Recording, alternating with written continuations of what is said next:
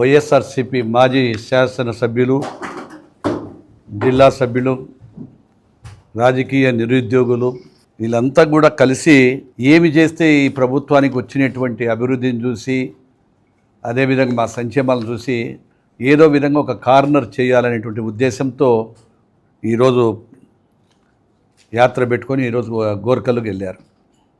ఆ గోర్కల్లో మాట్లాడినప్పుడు వారు నాకు తెలిసిన ఇన్ఫర్మేషన్ ప్రకారం గోర్కల్లో ఒరిజినల్గా రిజర్వాయర్ కంప్లీట్ చేసింది మా యొక్క చంద్రబాబు నాయుడు గారి సమయంలో 2014 నుంచి 19 మధ్యన తయారు చేసి గోర్కల్కు ఫుల్గా వాటర్ తీసుకొచ్చిన ప్రభుత్వం తెలుగుదేశం ప్రభుత్వం. అదేవిధంగా 8 టీఎంసీల నీటిని మొదలుకొని దాదాపుగా 12-13 టీఎంసీలు కూడా గత లాస్ట్ 2 ఇయర్స్లో కూడా పెట్టాం, 11-12 టీఎంసీలు. అదేవిధంగా దాని అభివృద్ధి కోసం కూడా ఈరోజు చిన్నగా ఎక్కడో ఒక లీకేజ్ అవి వస్తే ఇప్పటికే 54 కోట్ల రూపాయలు రిలీజ్ చేసి వర్క్ కూడా స్టార్ట్ చేయడం జరిగింది.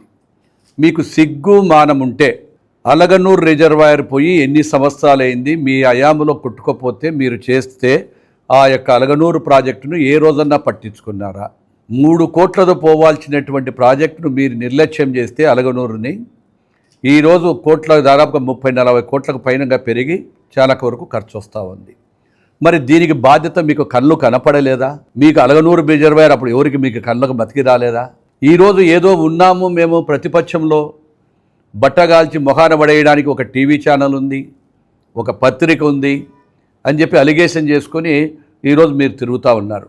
మీరు జవాబు చెప్పండి. రాయలసీమకు కానీ 5 ఏళ్లలో ప్రాజెక్టులకు ఏమి చేశాము, ఎన్ని వేల కోట్లు పెట్టినారు?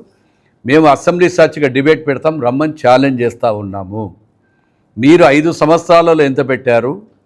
కేవలం ఈ 2 సంవత్సరాల్లో తెలుగుదేశం పార్టీ ఎన్ని కోట్ల రూపాయలు ఖర్చు పెట్టింది, ఎన్ని వందల కోట్ల రూపాయలు ఖర్చు పెట్టింది మేము చెప్తాం. మీరు అది కాకుండా ఏదో 10 మందిలో జనాన్ని వేసుకొని తిరుగుతూ ఉన్నారు.